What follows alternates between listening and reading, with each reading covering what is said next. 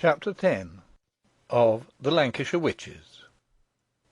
This recording is in the public domain. Reading by Andy Minter. The Lancashire Witches, a Romance of Pendle Forest, by William Harrison Ainsworth. Introduction. The Last Abbot of Whalley. Chapter 10 the Holehouses. At this moment the blast of a trumpet resounded from the gateway, and the Earl of Derby, with the sheriff on his right hand and Assheton on the left, and mounted on a richly caparisoned charger, rode forth. He was preceded by 4 javelin men, and followed by 2 heralds in their tabards. To doleful tolling of bells, to solemn music, to plaintive hymn chanted by monks, to roll of muffled drum at intervals, the sad cortege set forth. Loud cries from the bystanders marked its departure, and some of them followed it, but many turned away, unable to endure the sight of horror about to ensue. Among those who went on was Hal o' Nabs, but he took care to keep out of the way of the guard, though he was little likely to be recognised, owing to his disguise. Despite the miserable state of the weather, a great multitude was assembled at the place of execution, and they watched the approaching cavalcade with moody curiosity. To prevent disturbance, arquebusiers were stationed in parties here and there, and a clear course for the cortege was preserved by 2 lines of halberdiers with crossed pikes. But notwithstanding this, much difficulty was experienced in mounting the hill.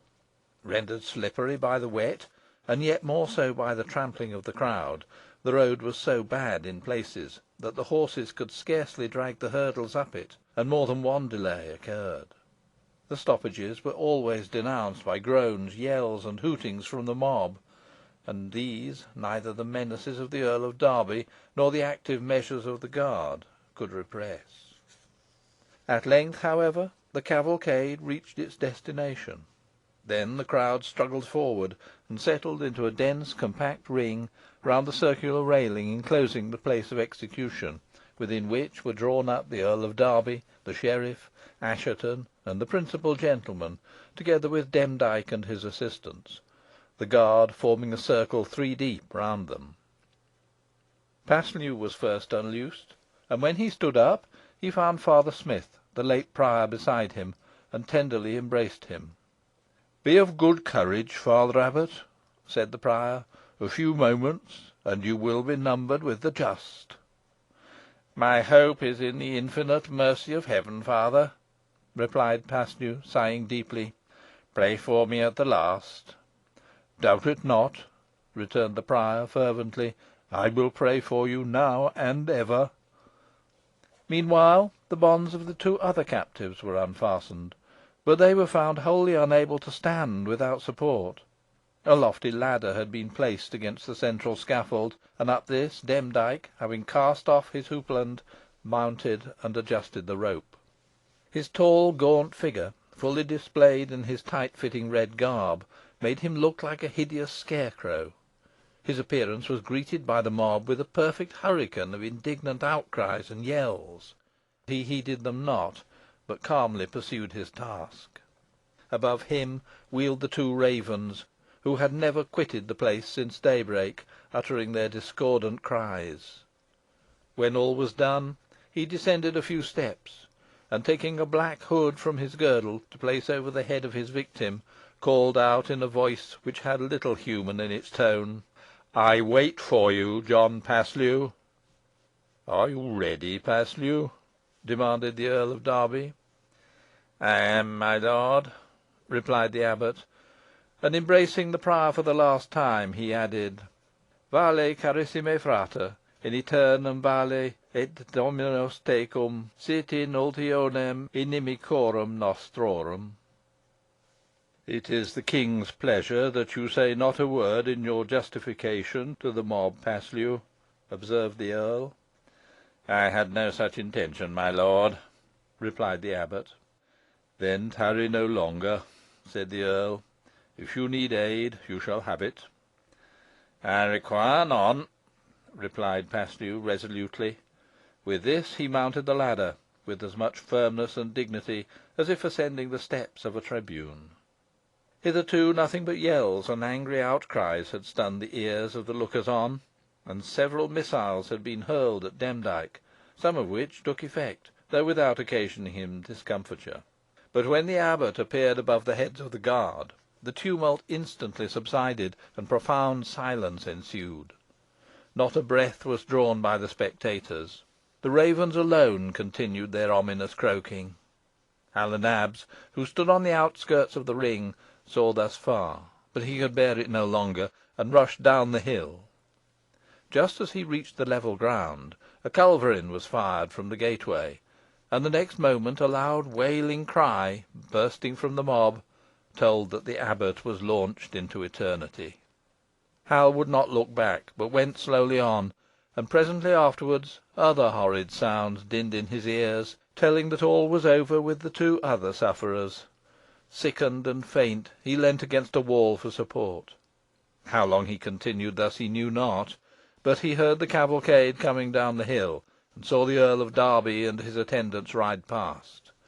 Glancing towards the place of execution, Hal then perceived that the abbot had been cut down, and, rousing himself, he joined the crowd now rushing towards the gate, and ascertained that the body of Paslew was to be taken to the convent church, and deposited there till orders were to be given respecting its interment.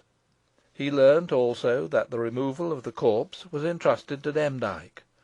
Fired by this intelligence, and suddenly conceiving a wild project of vengeance, founded upon what he had heard from the abbot of the Wizard being proof against weapons forged by men, he hurried to the church, entered it, the door being thrown open, and rushing up to the gallery, contrived to get out through a window upon the top of the porch, where he secreted himself behind the great stone statue of St. Gregory. The information he had obtained proved correct. Ere long a mournful train approached the church, and a bier was set down before the porch. A black hood covered the face of the dead, but the vestments showed that it was the body of Paslew. At the head of the bearers was Demdike, and when the body was set down he advanced towards it, and, removing the hood, gazed at the livid and distorted features. "At length I am fully avenged," he said. "And Abbot Paslew also," cried a voice above him. Demdike looked up, but the look was his last, for the ponderous statue of St. Gregory de Northbury, launched from its pedestal, fell upon his head and crushed him to the ground. A mangled and breathless mass was taken from beneath the image, and the hands and visage of Paslew were found spotted with blood dashed from the gory carcass. The author of the wizard's destruction was suspected, but never found. Nor was it positively known who had done the deed till years after, when Hal o' Nabs, who meanwhile had married pretty Dorothy Croft, and had been blessed by numerous offspring in the union, made his last confession, and then he exhibited no remarkable or becoming penitence for the act, neither was he refused absolution. Thus it came to pass that the abbot and his enemy perished together.